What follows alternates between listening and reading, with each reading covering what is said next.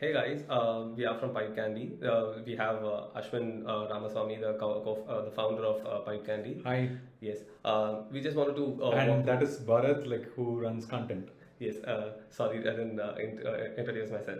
So yeah, we just want to quickly go through what we've been doing here, and we wanted to understand. We'll just do a quick walkthrough about what PipeCandy is, and we'll go about all the questions that we have. Yeah. Sure. Ashwin, why don't you start with what is PipeCandy, and how did we come about this entire thing? Yeah.